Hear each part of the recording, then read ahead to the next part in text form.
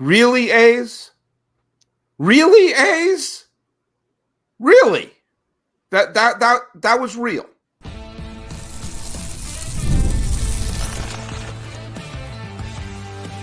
You are Locked On A's, your daily Oakland A's podcast, part of the Locked On Podcast Network, your team every day.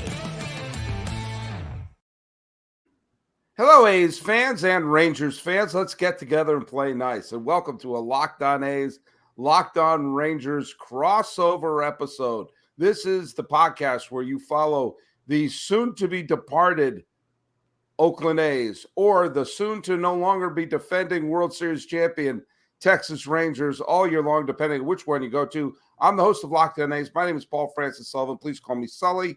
And right over there, he's the host of Locked On Rangers. What's your name, sir? I'm Bryce Patrick, host of the reigning World Series champion Locked On Texas Rangers. You can see this is always sitting at my desk. You can see the little pennant right there, if you're watching on YouTube, and then also a little plaque up there. Just gotta remind people that this team used to be good, and this weekend they were good again. Yeah, we got here are the World Series championships. Some of them from Philly, some of them from Oakland, and maybe starting soon, one will be from Sacramento. Hey, follow us at Locked On A's on Twitter, or whatever it's called now, and on Instagram. I'm your pal Sully. I'm at Sully Baseball on Twitter, Sully Baseball Podcast on Instagram. Hey, where can people follow you? Let's get all the business done out of the way. You can find me on Twitter at Bryce Patrick. You can find the show at Locked On Rangers and wherever you get your podcasts. And this episode is brought to you by FanDuel. Now through September 22nd, all FanDuel customers can bet $5. Get $3 free, 3-week free trial. Good thing I almost didn't say something else there. Of NFL Sunday Ticket from YouTube and YouTube TV. Visit FanDuel.com to get started. The A's just not too long ago decided to not win their final game against the Texas Rangers. I like to think it was a conscious decision.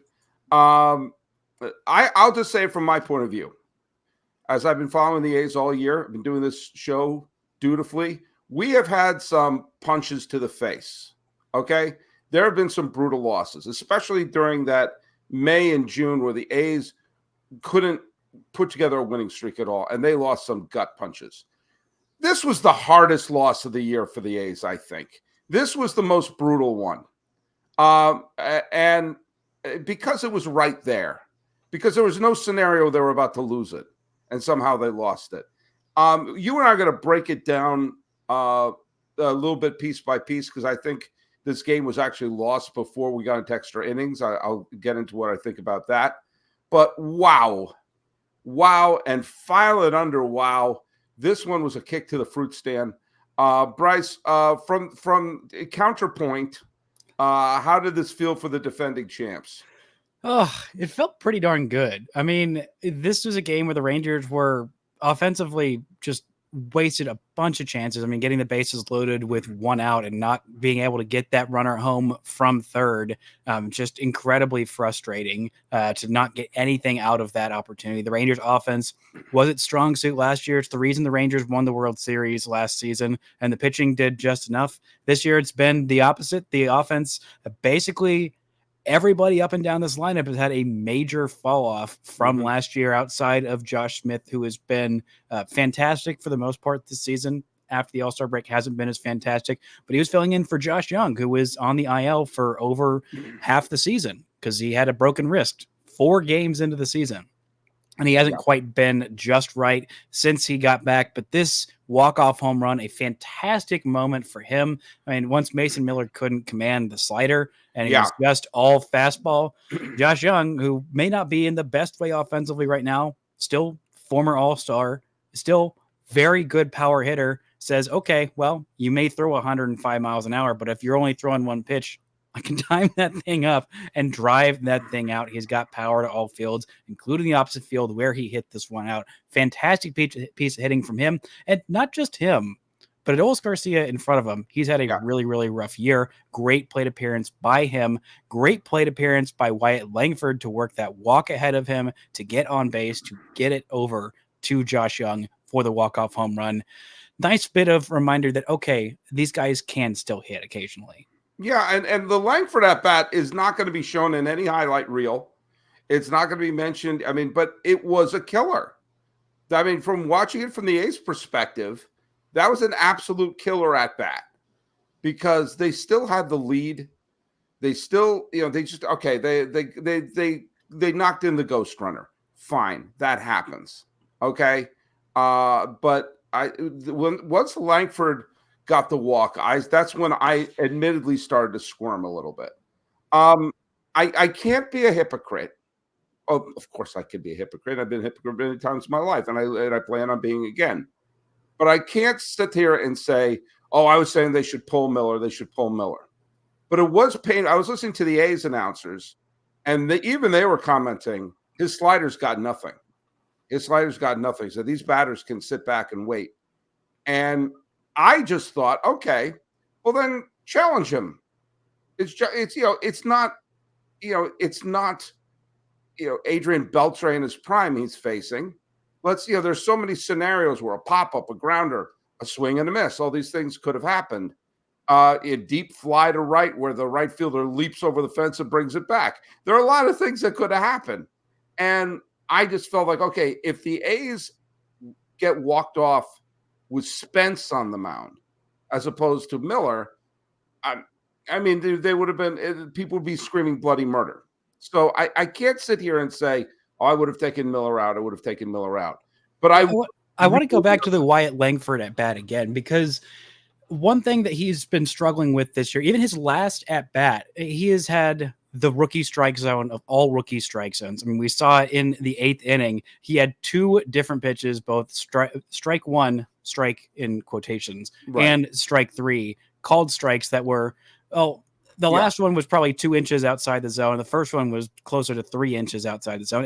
It's been a constant for him. And for a guy who is a patient hitter, has a really good approach when it comes to the plate. Like, he knows the strike zone very, very well, much like Evan Carter did, but he's been punished for it by a lot of these called strike 3s that are, outside the zone. And for him to stick with it, because I worry when a rookie starts to get that strike zone squeeze on him, that you start to, expand the zone a little bit more than they should.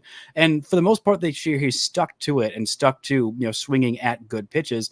But for him to work that count, to be able to battle off those pitches, I mean, fouling off 103, and then just battling back, knowing that, okay, I'm going to sit on the fastball in the zone, and the slider is not going to hurt me because he can't throw up for strikes right now.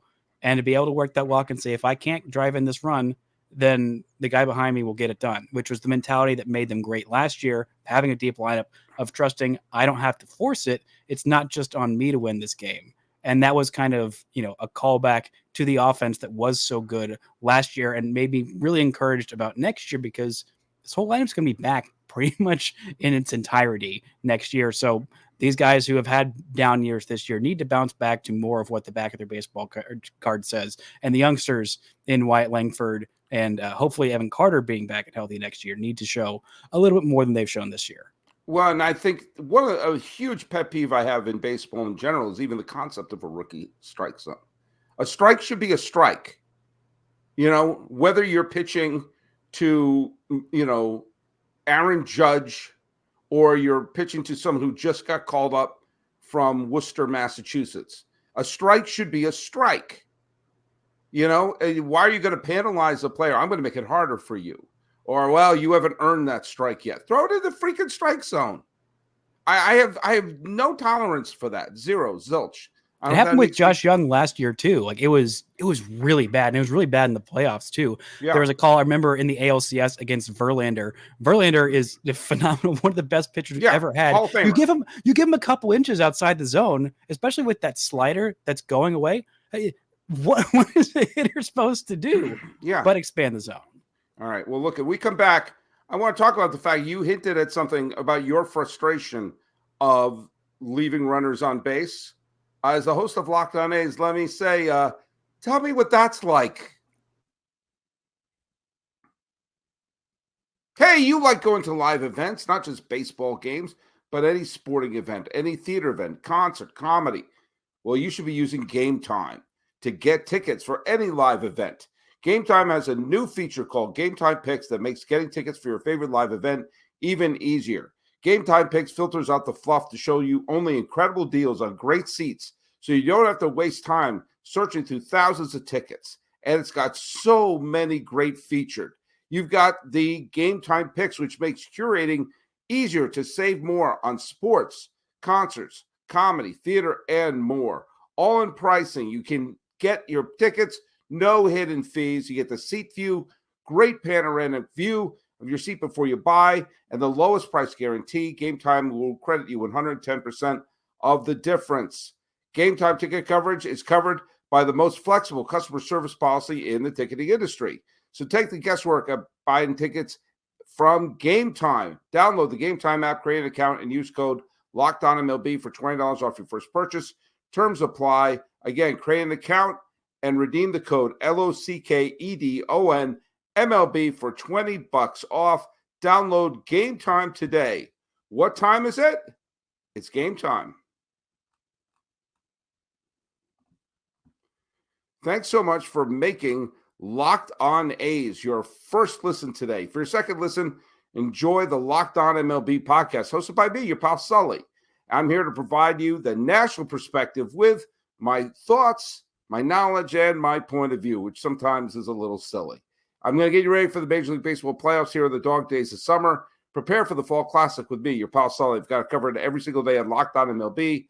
Available on YouTube or wherever you get your podcasts, part of the Locked On Podcast Network, where it's your team every day. And yes, in case you're wondering, it is weird for me to promote myself. The A's last 3 losses have been walk-offs, which is a bit of a gut punch. You know, the game 2 walk-off against Texas the other day didn't feel as bad to me. It was like, I mean, it was frustrating, but it was also, that was a tip your hat game for me. I was like, you know, both teams played pretty well. Neither team could really put together a big rally. The Rangers rallied at the end, and I thought, oh, okay, well, there you go. And ironically, I said, well, hey, at least you got Miller available for 2 innings, which is another reason why I can't be a hypocrite. But the previous loss was the game against Cincinnati, where they scored 3 runs in the top of the 10th, I believe it was the 10th or the 9th. Forgive me, some of these games are blending my head. But they didn't have Miller available because they'd used him back-to-back games. And so they brought in the 14th caller, and they let up the 3 runs in the bottom of the 9th or 10th, whichever it was. And so I'm looking, I said, God, you know, in 2 of the last 3 losses, the last 3 losses have all been walk-offs, and 2 of the last 3, they were an inning away from winning, and they've been going on a great winning streak. And for those who listen to the show, and I know I have been, the big goals for the A's for me is to avoid 100 losses, then hopefully avoid 90 losses, which they are 14 wins away from doing that. And if they play winning baseball the rest of the way, they'll avoid a 90-loss season after back-to-back 100-loss seasons, and hopefully finish ahead of the Angels too. That's the other thing, is to not finish in last place. But here's the thing that both of those games have in common, is that Lawrence Butler today went 4 for 5. He scored 0 runs and was stranded on third 3 times. How do you think he did in that game against Cincinnati I mentioned the other day? What kind of game do you think he had in that game? Take a guess. Probably pretty well. I'm guessing multi-hit day at least. Not multi-hit day. Multi-homer day? 3 home runs. It's pretty loss. Good. 3 home runs, loss. Today, well, I'm looking hits. At him and Rooker combined for 8 hits and scored a combined 0 runs, 1 RBI. That's difficult to do out of your top 2. Yeah, I mean, you can't ask for a better season than what Rooker is having. Rooker is having if the A's were a contending club, and I know we're not supposed to equate MVPs with the records, but you do. If the A's were contending, except for when the Rangers have an MVP candidate, and because Shohei Ohtani exists. Well, let me push back on that in a second. Okay, let me finish my thought. If the A's were a contending team, I don't think Rooker would win the MVP, but he would be in the top 5 conversation. Now, what I will say for Mr. Whining about the Rangers MVPs, Pedro Martinez should have won the MVP in 1999. It went to Pudge Rodriguez, which was the third Ranger MVP in 4 years at that point. Juan Gonzalez, Pudge Rodriguez. They also had Jeff Burrows. They also had Alex Rodriguez. There have been a bunch of Rangers. Pudge was good enough to where I feel like, it's not like it was, handed out. It's not like he had a bad season. I mean, no one said he had a bad season. Catchers doing that is just such a rarity that, like, I don't know. It always rubs me the wrong way of pitchers winning MVP because you have your own award. You got your own thing. Is Pudge Rodriguez going to win the Cy Young? No. Yes, he will. That's how good. No. Well, I mean, he's got such an arm that he probably could. He was the most. Pedro was okay, but fine. But you won 3 MVPs in 4 years, and Juan Gonzalez maybe deserved one of those. I think more. If my math is correct, I think it might be off, but maybe tied the same amount of MVPs as playoff wins in that span. I can't remember how many games. How many games they won? 0. They won one. They won one. Okay, yeah. I was won thinking one playoff game. They went to the playoffs 3 out of 4 years and won. Got swept twice. Okay, yes, that's right. They got swept twice, and that with that 96 year. Well, I can get into that in another day with you because the Rangers were a few innings away from ending the Joe Torre era in the first year. Because I feel like we have talked about that. Yeah. Okay. I can't always remember the number of times I've rubbed it in the face. This is why this is the beauty of the winning the World Series is all that you just shake that Etch-a-Sketch. But Butler got stranded all these times. The A's at one point had 11 hits and 1 run. I mean, do you know how hard that is to do? And it wasn't until Geloff hit that little bloop in the 8th inning that tied the game. And even that was weird because he got thrown out trying to stretch it into a double. But, the run came in. But, like, inning after inning, that runner on third, runner on second, nothing. And, yes, I know they took a 2-run lead, had Miller on the mound, had 2 outs, and the bogus runner on. So they had every reason to think they could win the game in the 10th inning. But they should have scored at least 3 runs. At least 3 runs before the 9th inning. It should never have gone to extra innings. No, it probably it shouldn't have because David Robertson, who has been amazing all year, let up a run. That was an aberration. That was not something that was expected. He has been phenomenal all year.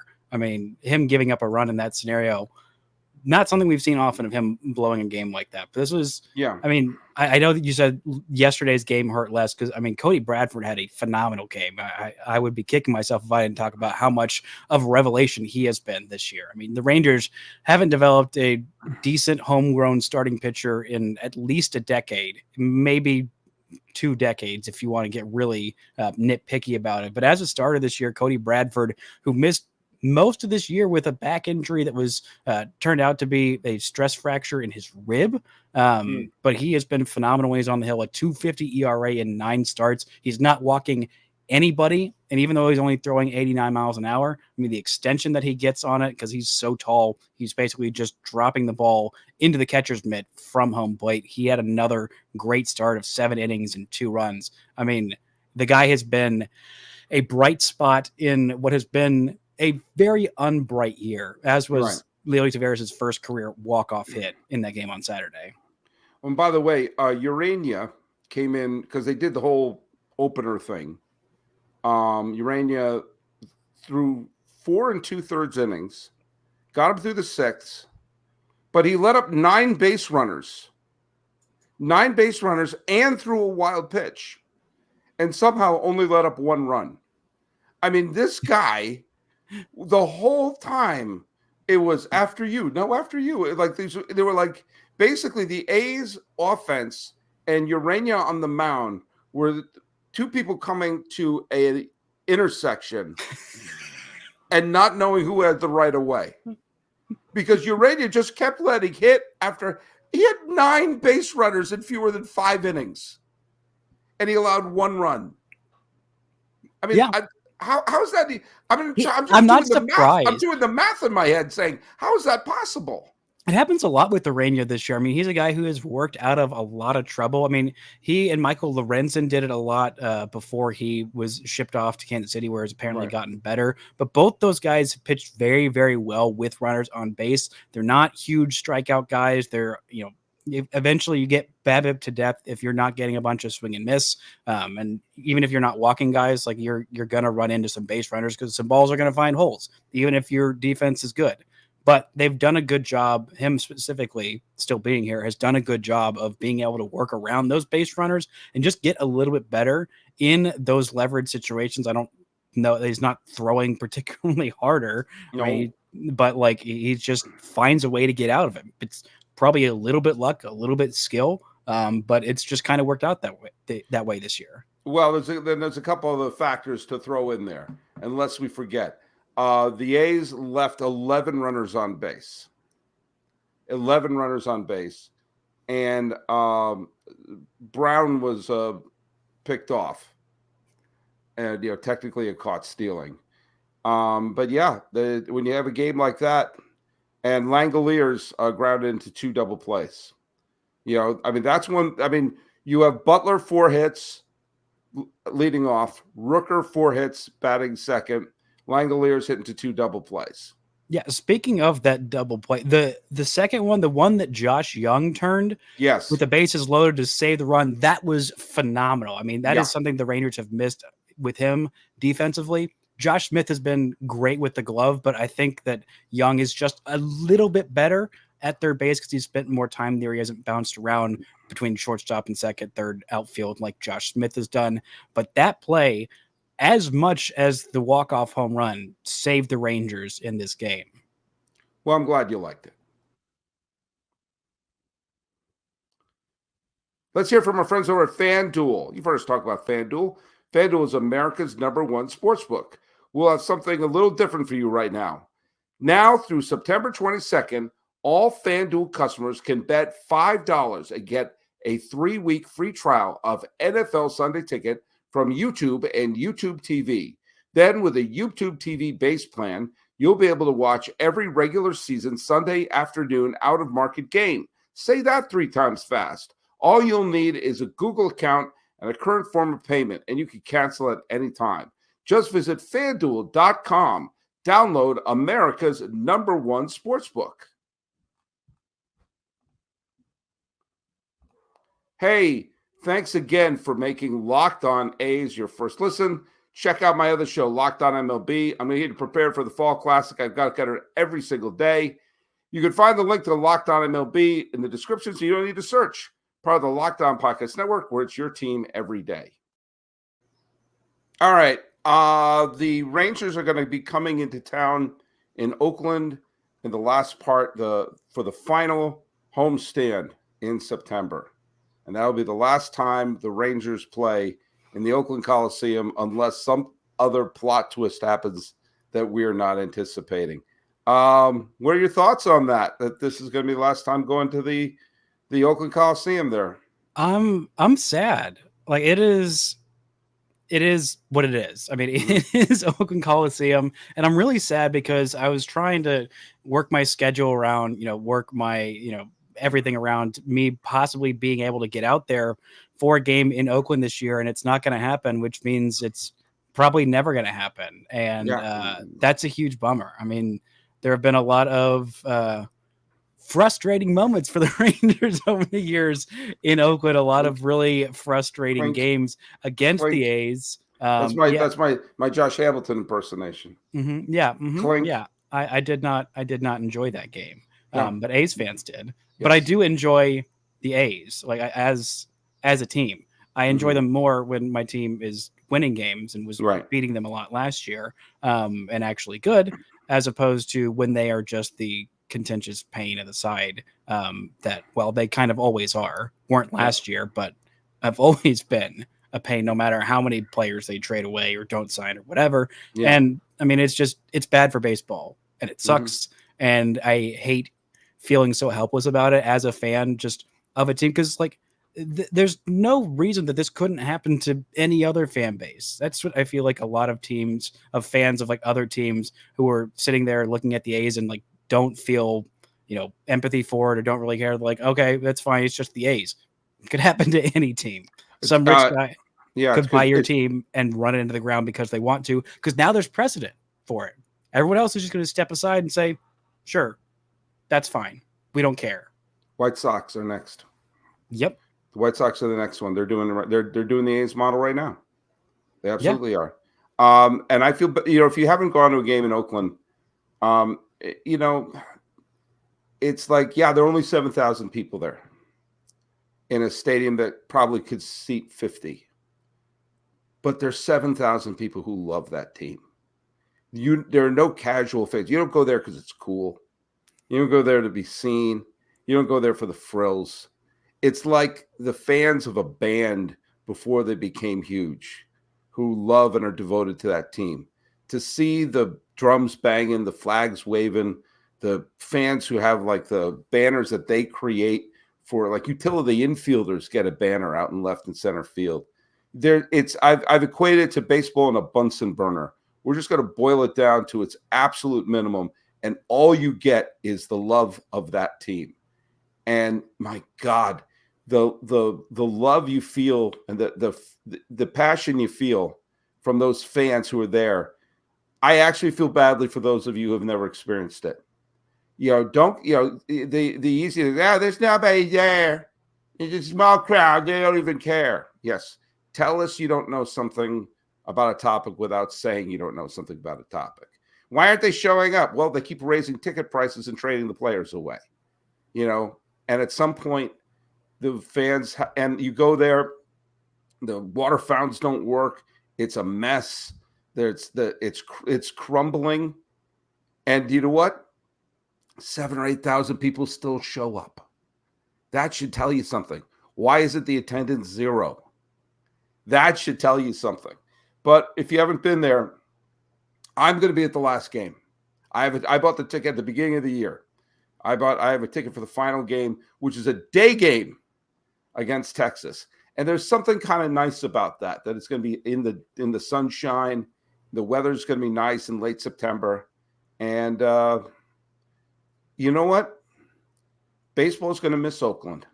And what I'm hoping is that it works out in Sacramento, because I think it could work in Sacramento if they have a better stadium situation. I think Las Vegas is a disaster waiting to happen. But that's to catch more on that, Ranger fans, just watch every other episode of Locked On A's, and I'll get on that again. And what you should be happy about?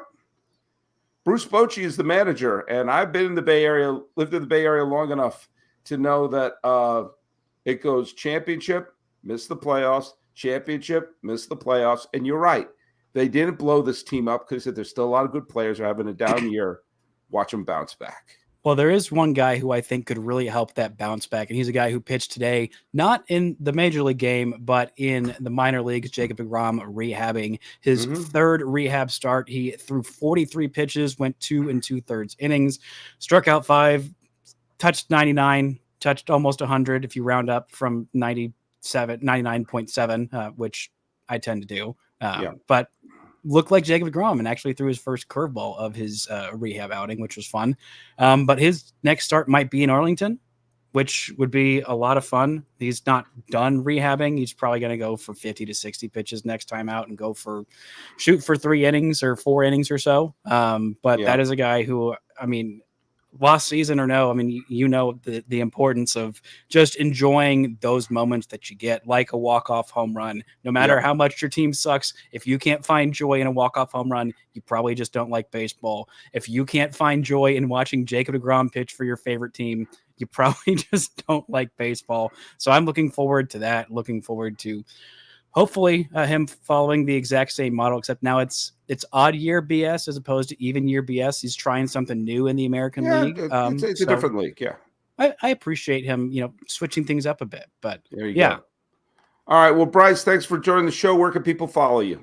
You can follow me on Twitter at Bryce Patrick. You can follow the show at Locked On Rangers. Subscribe to us on YouTube or wherever you get your podcasts. Sully, where can the fine folks listening to Locked On Rangers find you? You can find us at Locked On A's on Twitter or whatever it's called now on Instagram. Find us on YouTube, and you can find me. I'm your pal Sully. I'm at Sully Baseball on Twitter, Sully Baseball Podcast on Instagram.